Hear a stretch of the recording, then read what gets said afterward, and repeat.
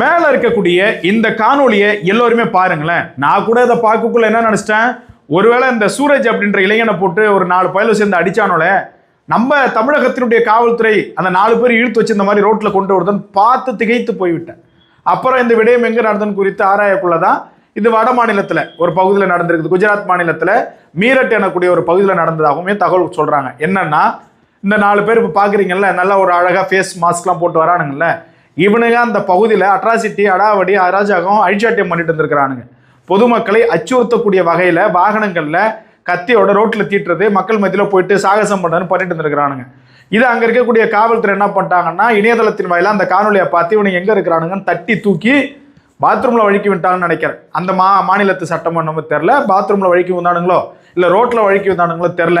நல்லா வழுக்கி விழ வச்ச காவல்துறை பொதுமக்கள் மத்தியில் ஏற்பட்டிருக்கக்கூடிய அச்சத்தை போக்குகின்ற பொருட்டு அவனுங்களை அந்த கட்டோட நடு ரோட்டில் நடத்தி இழுத்துட்டு போய் அவனுங்களை உள்ள வச்சிருக்கிறாங்க.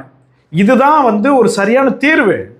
இது வன்முறையா அப்படின்னா ஒன்றும் கிடையாது. அவன் 4 பேரை வெட்டுறதுக்கு இவனை ரோட்டில் இழுத்துட்டு வரதுல எந்த தப்பும் கிடையாது. அந்த மாநிலத்தினுடைய காவல்துறைக்கும் இந்த அளவுக்கு சுதந்திரமா விட்ட ஆட்சியாளர்களுக்கும் முதலமைச்சருக்கும் நன்றி. இது இங்க நடக்குமான்னு கேட்டா இன்னும் 7 ஜென்மம் எடுத்தாலும் இது இங்க நடக்காது. காவல்துறையின் கை கட்டப்பட்டு இருக்கும் வரை இங்க எதுவும் மாறாது, எதுவும் மாறாது. நீங்க விட்டு பாருங்களேன் காவல்துறையை ஃப்ரீயா. ஒரு நாள்ல இருக்கிற ரவுடிசத்தை காலி பண்ணுங்க, ஒரே நாள்ல கஞ்சா ஒழிங்க, ஒரே நாள் அந்த மாதிரி அட்ராசிட்டி பண்றோட ஒழிங்கன்னு சொல்லிட்டு ஃப்ரீடம் கொடுங்க. ஒரு நாள் காவல்துறை அப்படி செயல்படும். நான் ஒரு அதிகாரி கிட்ட பேசுறேன், வேண்டப்பட்டவங்க தான் ஒரு அதிகாரி ஒருத்தவங்கள்ட்ட பேசக்குள்ள அவர் சொல்கிறேன், நாங்கள் எதுவும் பண்ண முடியாதுப்பா, என்னப்பா பண்ண முடியுங்கிறாரு. இந்த மலை நடக்கிறோம், நாங்கள் என்ன பண்ண முடியும்? நாளைக்கு அவன் எங்களை ரிவெஞ்ச் பண்ணுவான், ஃப்ரீடமே இல்லை. நாங்கள்லாம் கூண்டுக்குள் அடிபட்டு இருக்கக்கூடிய ஒரு கிளியாக தான் வேலை பார்த்துட்டு இருக்கோங்கிறாங்க. இப்போ இந்த மாதிரி இருந்ததுன்னா அப்புறம் தப்பு செய்கிறவன் அப்படி தான் போவான். அதுக்கு சான்று நேத்திக்கு நடந்ததா, அந்த பையன் பாவம் வெட்டுப்பட்டு போனானா, இப்போ அதில் ஒருத்த வெளில வந்துட்டானா சொந்த ஜாமீனில், 3 பேர் இன்னும் 1 வருஷத்தில் வெளில வந்துடுவானா. அடுத்தவன் என்ன பெரிய இப்போ ரவீந்திரநாத் தாகூர் போலையும் ஆப்ரஹாம் லிங்கன் போலுமா ஆக்க போகிறான், பிச்சைக்கார போயில சுத்த போகிறான், எங்கேயாவது எவனையாவது வெட்ட போகிறான். அதான் நடக்க போகுது.